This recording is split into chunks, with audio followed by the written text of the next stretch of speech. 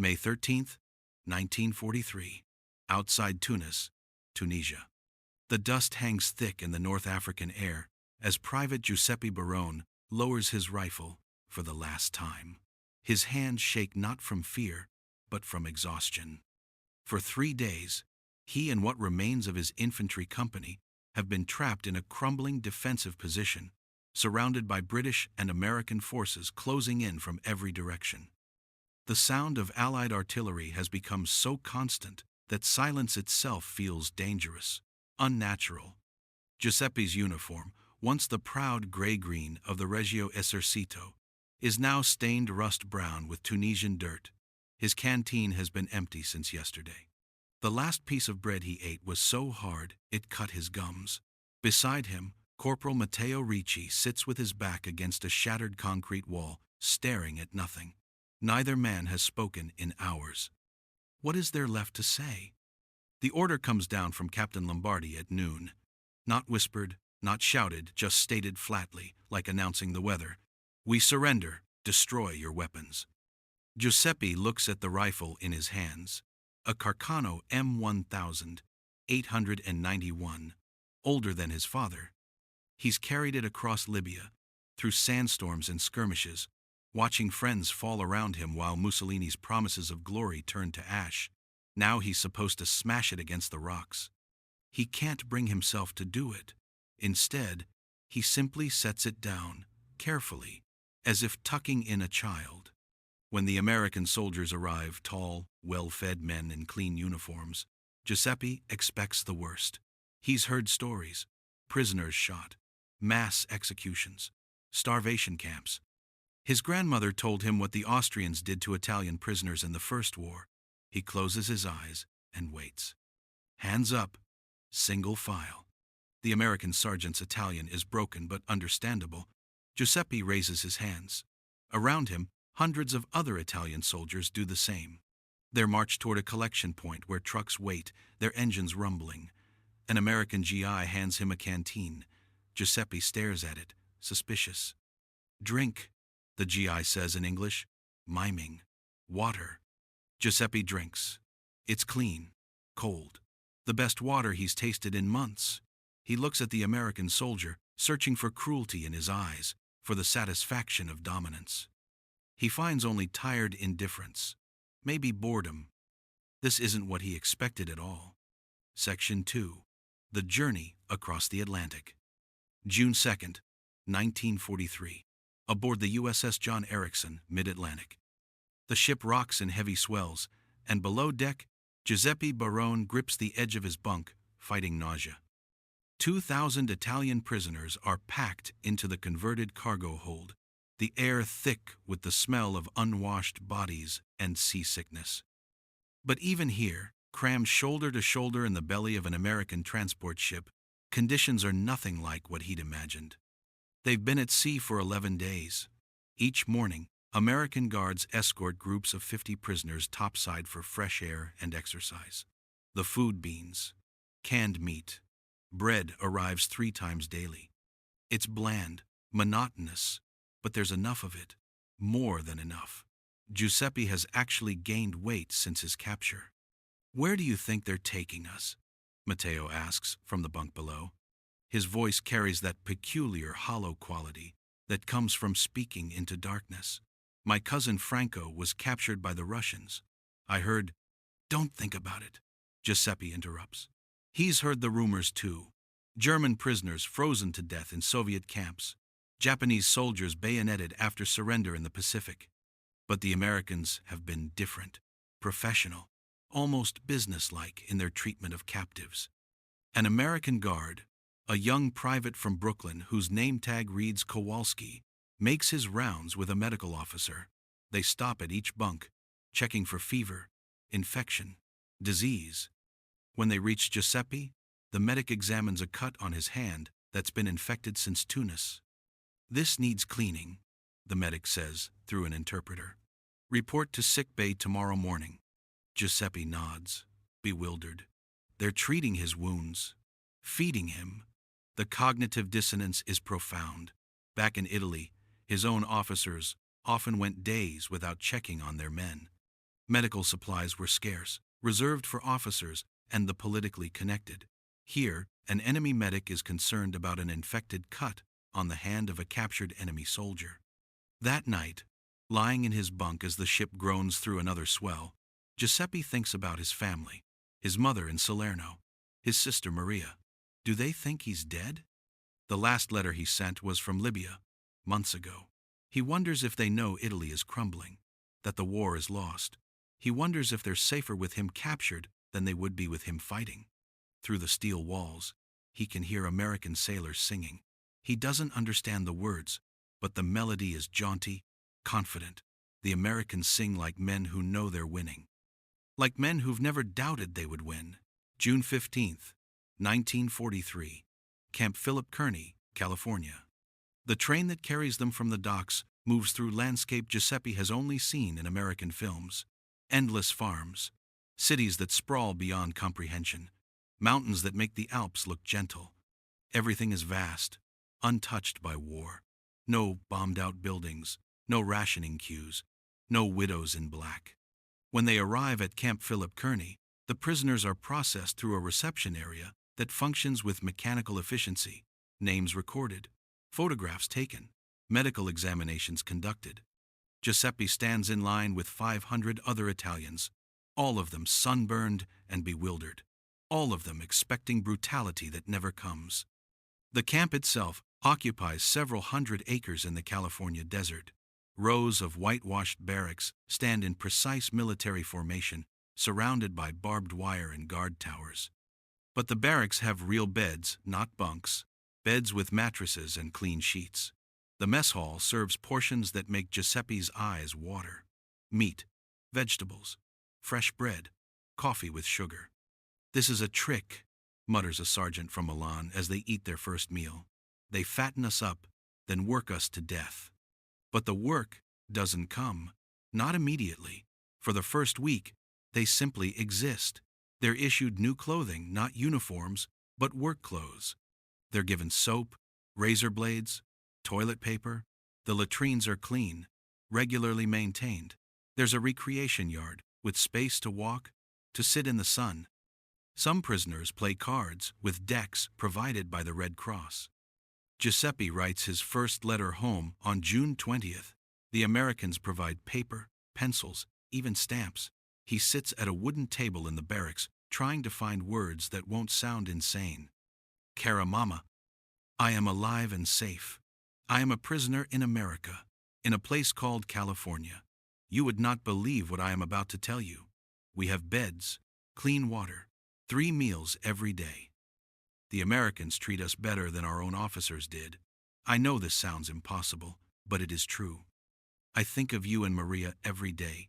Please tell her I am well. Please do not worry. With love, Giuseppe." He folds the letter carefully, hands it to an American officer who promises it will be sent through the International Red Cross. Whether it will ever reach Salerno, Giuseppe doesn't know. But the fact that he's allowed to send it at all feels like a small miracle. That night, lying in an actual bed with an actual pillow, Giuseppe hears Matteo weeping quietly in the darkness. He doesn't ask why. He understands. They're both grappling with a truth that undermines everything they've been told. The enemy is treating them with more dignity than their own country ever did. July 8th, 1943. Camp Philip Kearny, California. The work assignments begin in the second week of July. Giuseppe and 200 other prisoners are loaded onto trucks at dawn and driven to a nearby farm where the harvest is in full swing. The farmer, a weathered man in his 60s named Patterson, looks them over with a skeptical eye. But the American guards make it clear. The prisoners work, the farmer pays the government, and the prisoners receive wages. 80 cents a day. Giuseppe almost laughs when he hears it. He's being paid to work as a prisoner. The money will be held in an account, available when he's released, but the principle is staggering. Back in Italy, conscripts weren't paid at all, just fed poorly and expected to die for glory. The work is hard, picking tomatoes under the California sun, bent over rows that stretch to the horizon. Giuseppe's back aches, his hands blister. But at lunch, Patterson's wife brings out sandwiches, cold lemonade, and treats them like hired labor rather than enemy prisoners. She even smiles at them, this American woman, showing no fear of these men who, until recently, were fighting her country's soldiers. "How is this possible?" Matteo asks during the lunch break, sprawled in the shade of a truck. "How can they be like this?" Giuseppe has no answer. He's been asking himself the same question. The Americans have the resources to treat prisoners well. Certainly the wealth flowing through even this farming community is evident in every car, every building, every well-fed face. But resources alone don't explain the attitude. There's no vindictiveness, no desire for revenge. The guards are alert but not cruel. The civilians are cautious but not hateful. Perhaps, Giuseppe thinks, this is what winning looks like. America doesn't need to brutalize its prisoners because America has never doubted its victory. They can afford mercy because they're not afraid. Back at camp that evening, Giuseppe joins a growing crowd around the barracks bulletin board. Someone has posted a notice. Mass will be held Sunday morning in the recreation hall. Father Antonio Scarpelli, a captured chaplain from the 136th Armored Division, will officiate. All prisoners are welcome to attend. Giuseppe stares at the notice. He hasn't been to Mass since before the invasion of Tunisia. The Italian army had chaplains, theoretically, but they were rare, often absent, always overwhelmed. The idea that he can practice his faith freely, as a prisoner in an enemy country, feels like a profound inversion of everything he expected. Sunday comes. The recreation hall fills with 300 Italian prisoners, many of them weeping openly as Father Scarpelli conducts the service. The American guards stand respectfully outside, maintaining security but not interfering. One guard, Giuseppe notices, crosses himself when the consecration occurs. After Mass, Giuseppe approaches Father Scarpelli. "Why?" he asks simply. "Why do they let us do this?" The priest, a small man with kind eyes, considers the question. "Because Americans believe in religious freedom," he says finally, "even for their enemies, especially for their enemies perhaps. It proves they're better than those they fight." Giuseppe thinks about this for days. It's a kind of warfare he never encountered in North Africa psychological, but not through torture or deprivation. The Americans are winning by demonstrating what their society stands for. Every hot meal, every medical checkup, every Sunday Mass is a quiet argument. This is what democracy looks like. This is what you're fighting against. August 22nd, 1943. Camp Philip Kearny, California. The letter arrives in a Red Cross envelope, postmarked Salerno. Giuseppe's hands shake so badly he can barely open it. 3 months since his capture. 3 months of silence, wondering if his family is alive, if they know where he is, if they've received his letters. Caro Giuseppe, your letter reached us through the Red Cross. We wept with joy to know you are safe. Life here is very difficult. The bombing continues. Food is scarce. Many young men from the neighborhood have not returned. Maria works now in the factory, the one that used to make motorcycles, now making something else they won't tell us. Your father says you are lucky to be in America. He says, at least you are being fed. Is it true what you wrote about the treatment? It seems impossible, but we pray it is so. Come home safe when this terrible war ends. We light a candle for you every Sunday. Mama. Giuseppe reads the letter 5 times, memorizing every word. Then he reads between the lines. His mother doesn't say what the factory makes now, but Giuseppe can guess. Weapons.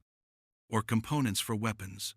His little sister, 16 years old, working in a munitions factory, while Allied bombs fall on Salerno. The irony cuts deep. He's here, safe and fed, in an enemy prison camp, while his family suffers under Mussolini's collapsing regime. The war has inverted everything. The enemy treats him better than his own government treats his family. Other prisoners gather around as word spreads that letters have arrived. Not everyone receives one. The mail service through occupied Italy is chaotic, unreliable. Those who do get letters share news. Allied invasion of Sicily, the fall of Palermo, rumors that Mussolini has been arrested. rumors that Italy might surrender. If Italy surrenders, what happens to us? Someone asks. No one knows. They're in a strange limbo, prisoners of war, from a country that's losing, possibly already lost. Giuseppe wonders if he'll ever see Italy again. Part of him isn't sure he wants to. America, even viewed through the fence of a POW camp, seems to work in ways Italy never did. Everything functions. The lights stay on. The food arrives on schedule. The guards follow rules that appear to be written down and enforced. That evening, Giuseppe writes a response to his mother. He tries to reassure her, to tell her about the clean barracks and the medical care and the Sunday Mass. But he struggles to convey the larger truth that captivity here has taught him something profound about his own country's failures. How do you tell your mother that the enemy treats you better than your own army did? How do you admit that you're grateful to be a prisoner? He keeps the letter simple. I am well. I am safe. I pray for you every day. This will end soon.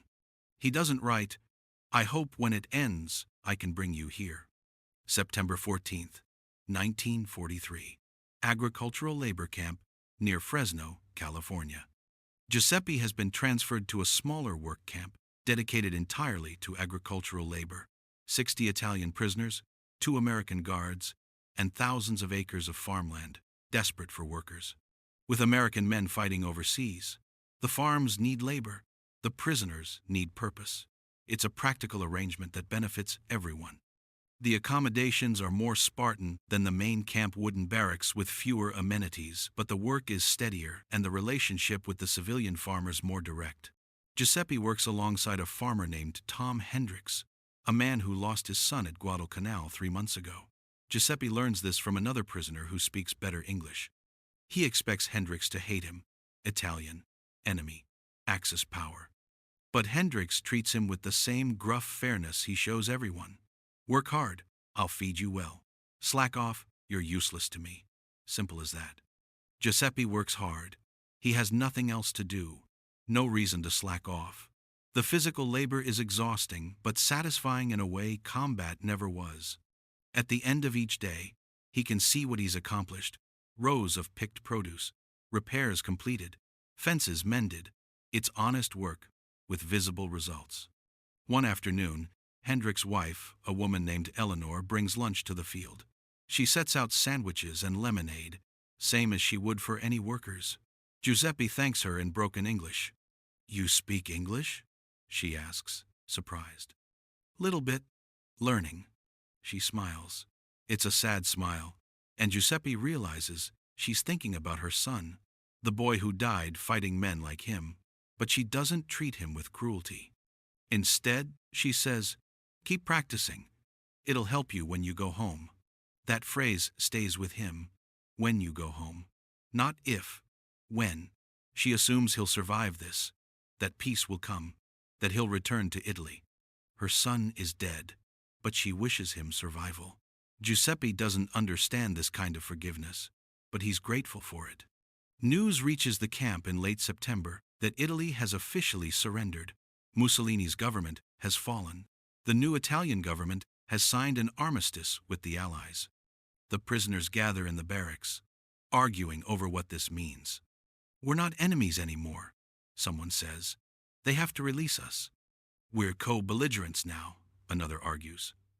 We should be fighting alongside them against Germany. We're still prisoners until the war ends, Giuseppe says quietly. He's probably right. The legal status might have changed, but the practical reality remains. They're in America, behind barbed wire, until someone decides otherwise. What does change is the atmosphere. The guards become noticeably more relaxed. Some of the prisoners are offered opportunities to work outside the camps with minimal supervision. Giuseppe hears about Italian POWs in other camps being allowed to attend local churches, even to socialize with civilians under certain conditions. The war continues, but Giuseppe is no longer fighting it. He's harvesting tomatoes in California, learning English from farmers' wives, attending Mass in a recreation hall, and earning 80 cents a day. It's the strangest exile imaginable. December 24th, 1943. agricultural labor camp near Fresno, California. The barracks are decorated with paper chains that the prisoners made from scrap material. Someone found pine branches and arranged them in the corner. A makeshift Christmas tree. It's nothing like Christmas in Italy. No family, no feast, no midnight mass in the village church. But the prisoners have done their best to create something familiar. Father Scarpelli has been brought from the main camp to conduct Christmas Eve services. Giuseppe sits on a wooden bench in the recreation hall, shoulder to shoulder with other prisoners, singing Tu scendi dalle stelle in voices thick with homesickness. Outside, the California night is cold but not bitter. Nothing like the winters in northern Italy. After Mass, the American Guards have arranged a surprise. Tom Hendricks and several other local farmers arrive with their families, carrying boxes. They've collected donations, cookies, candy, cigarettes, even a few bottles of wine. The prisoners stare in disbelief as these items are distributed. "Merry Christmas," Hendricks says through an interpreter. "From all of us." Eleanor Hendricks approaches Giuseppe directly. She's carrying a small package wrapped in brown paper. "For you," she says. "I know you're far from home." Giuseppe opens it carefully. Inside is a wool scarf, hand-knitted, warm, clearly made with care. His throat tightens. This woman, whose son died fighting his country, has knitted him a Christmas gift. "Thank you," he manages in English. "Thank you very much." She nods, her eyes wet. Then she moves on to the next prisoner. That night, lying in his bunk with the wool scarf folded carefully beside him, Giuseppe tries to process what he's experiencing. He's a prisoner of war, technically an enemy combatant, and civilians whose sons died fighting Italy are giving him Christmas presents. The contradiction is so profound it seems to break some fundamental law of human nature. Or maybe, he thinks, it reveals something more fundamental. Maybe kindness doesn't require friendship. Maybe mercy doesn't depend on deserving it. Maybe the Americans understand something about humanity that Mussolini's Italy never did. He thinks about his mother's letter. "Your father says you are lucky to be in America." His father was right. Giuseppe is lucky. Not just because he's safe and fed, but because he's witnessing something rare, a nation powerful enough to crush its enemies, but choosing instead to treat them with dignity. Tomorrow is Christmas Day. Giuseppe knows the farmers have arranged for special meals: turkey, vegetables, pies, things the prisoners never ate, even when they weren't prisoners. The absurdity of it makes him want to laugh and cry simultaneously. April 3rd, 1944. Agricultural labor camp near Fresno, California. Giuseppe has been a prisoner for 11 months. In that time, he's learned passable English, gained 20 pounds, and mastered the art of operating an American tractor. He works 12-hour days during planting season, coming back to the barracks exhausted but satisfied. The work is harder than soldiering ever was, but infinitely more meaningful. His relationship with Tom Hendricks has evolved into something resembling friendship, though neither man speaks directly about it. They communicate through work, Hendricks teaching him proper farming techniques, Giuseppe applying them with dedicated precision. Occasionally, they sit together during lunch breaks, sharing a cigarette, talking about weather and crops and nothing important. One afternoon, Hendricks' daughter visits the farm. Sarah is 19, recently engaged to a Marine stationed in the Pacific. She helps her mother bring lunch to the workers, and Giuseppe notices her staring at the prisoners with open curiosity. "Are they dangerous?" she asks her father, not bothering to lower her voice. "They're just men, Sarah. Same as anyone." Hendricks glances at Giuseppe. "This one's a better worker than half the Americans I've hired." Giuseppe understands enough English to catch the compliment. He nods respectfully at Sarah, then returns to work. He's learned that Americans respect industry. They might not trust foreigners, might not forget that men like him fought against their country, but they respect someone who works hard without complaint. News from Europe arrives sporadically. The Allied invasion of Italy grinds northward. Rome liberated. Cassino destroyed. Giuseppe reads these updates in the camp's weekly newsletter, trying to reconcile the place names with the Italy he remembers. Is his home in Salerno still standing? Are his mother and sister alive? Letters are rare now. The postal service through Italy is devastated. Giuseppe writes faithfully every month, but responses come only occasionally. When they do, they're brief, censored by both Italian and Allied authorities, often 3 or 4 months old by the time they arrive. But life in the camp has its own rhythm, disconnected from the war grinding across Europe. Giuseppe and his fellow prisoners exist in a strange bubble. Agricultural workers who happen to be enemy combatants, treated better than many American farmhands, housed and fed at government expense. Some prisoners struggle with this. A man from Naples, a fervent fascist named Lorenzo Gallo, refuses to work, refuses to cooperate, maintains that they're betraying Italy by accepting American hospitality. He's isolated in a disciplinary barracks, but his presence reminds everyone of the ideological war that still rages even as Italy crumbles. Giuseppe avoids Gallo. He's learned that fascism was built on lies. Lies about Italian greatness, lies about what the war would achieve, lies about how soldiers would be treated. Every day in this American camp proves those lies. Better to accept reality than to cling to propaganda that has already failed. In late April, Father Scarpelli announces that prisoners who wish to can take English classes. An American teacher, Mrs. Patricia Coleman, volunteers to come to the camp twice a week. Giuseppe signs up immediately. He's starting to think about the future, about what happens when the war ends, when he's sent home to a destroyed country. English, he realizes, might be valuable. June 8, 1944. Agricultural labor camp near Fresno, California. The guards are excited. Giuseppe can see it in their faces, hear it in their voices. Something big has happened. At evening roll call, the camp commander, Captain Wesley Morrison, addresses the assembled prisoners through an interpreter. 2 days ago, Allied forces landed on the beaches of Normandy, France. The invasion of Western Europe has begun. This is the beginning of the end of this war. The prisoners react with mixed emotions. Some cheer they want the war to end, want to go home. Others remain silent, processing the implications. If the Allies are invading France, if Germany is being squeezed from both east and west, then victory is inevitable. But what does victory mean for Italy? What kind of country will they return to? That night, Giuseppe lies awake thinking about the strange trajectory of his war.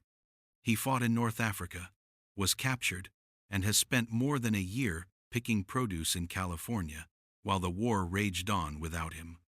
Young men are dying on the beaches of Normandy right now, Germans, Americans, British, Canadians, while he's safe in a barracks with clean sheets and 3 meals a day. The guilt is complicated. He's glad he's not fighting, glad he's not dead in some Tunisian ditch or buried under rubble in Italy. But there's also a sense of displacement, of having been removed from history while it unfolds elsewhere. He was a soldier. Now he's a farmhand. Which version of himself is more real? Matteo, in the bunk below, voices what Giuseppe is thinking. When we go home, how do we explain this? How do we tell people we spent the war in America, being treated better than we'd ever been treated in Italy? Maybe we don't, Giuseppe says quietly.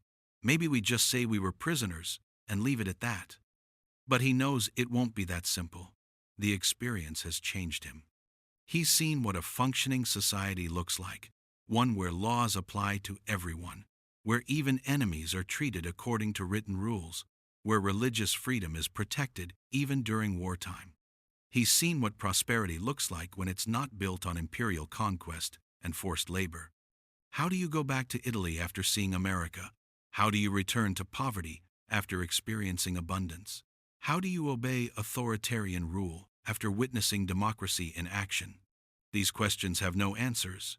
Giuseppe stops thinking about them and focuses on sleep. Tomorrow he'll wake at 5, eat a breakfast of eggs and bread, and spend 10 hours planting onions. The work is simple, the questions are not. August 17, 1945. Camp Philip Kearny, California. The war is over. Japan has surrendered. Giuseppe stands in the recreation hall with 500 other Italian prisoners, listening to Captain Morrison explain the repatriation process. It will take months to arrange transport. The camps will be gradually emptied. Priority will be given to prisoners with families in Allied occupied zones. Giuseppe should be overjoyed. He's going home, but the emotion he feels is more complex relief, mixed with anxiety, gratitude mixed with dread. What is he returning to? Italy is devastated. The economy is destroyed. His family might be homeless, and he's been gone for 2.5 years, changed by experiences he can barely articulate. The prisoners are allowed to keep the clothes they've been issued. 2 days before he's scheduled to leave, Tom and Eleanor Hendricks visit the camp one final time. They bring Giuseppe a package, canned food, cigarettes, and a letter of reference describing his work ethic and skills. The letter is written in English, signed by Tom, notarized at the county courthouse. For when you need work, Tom explains through an interpreter, show this to anyone, they'll know you're reliable. Giuseppe tries to thank them, but words fail. How do you thank the people whose son you might have killed, who treated you with kindness when they had every right to hatred? He settles for shaking Tom's hand firmly, embracing Eleanor briefly, and promising to write when he gets home. You're a good man, Giuseppe, Eleanor says, tears in her eyes. I hope Italy gives you the life you deserve. On August 22nd, Giuseppe boards a train that will take him to the East Coast, where a transport ship waits. The train passes through the same landscape he saw 2 years ago, farms, mountains, cities. But he sees it differently now. He understands what he's leaving behind. America isn't perfect. He's seen poverty here too, seen inequality, seen how some Americans are treated worse than he was treated as a prisoner. But he's also seen a system that mostly works, that protects individual rights, that treats even enemies according to codified principles. He's seen what's possible when a society is built on something other than authoritarianism and conquest. The ship that carries him back across the Atlantic is crowded with repatriated prisoners, Italians, Germans, Japanese, all of them heading to countries that no longer exist in the forms they knew. Giuseppe spends most of the voyage on deck, watching the horizon, thinking about his mother's most recent letter. We survived. The house still stands. We wait for you. When the ship docks in Naples on September 14, 1945, Giuseppe stands at the rail looking at his homeland. The city is partially ruined. Buildings are skeletal. People move through the streets like ghosts. This is what defeat looks like. This is what he fought for. He walks down the gangplank carrying his single bag, wearing American clothes, speaking English phrases under his breath to keep them fresh. He doesn't know what comes next. He doesn't know if there's work, if there's food, if there's hope. But he knows one thing with absolute certainty. He was treated better as a prisoner in America than as a soldier in his own country. That truth will follow him for the rest of his life, shaping every political opinion, every conversation about loyalty and nation and what governments owe their people. Giuseppe Barone came home from the war, understanding something most Italians didn't yet grasp. They had lost to something better than themselves. And that knowledge, bitter as it was, might be the foundation for building something new. He adjusts his bag on his shoulder and walks toward the train station. Salerno is still 60 miles away. His mother is waiting. The future is uncertain. But Giuseppe Barone, former prisoner of war, survivor of both combat and kindness, is finally going home.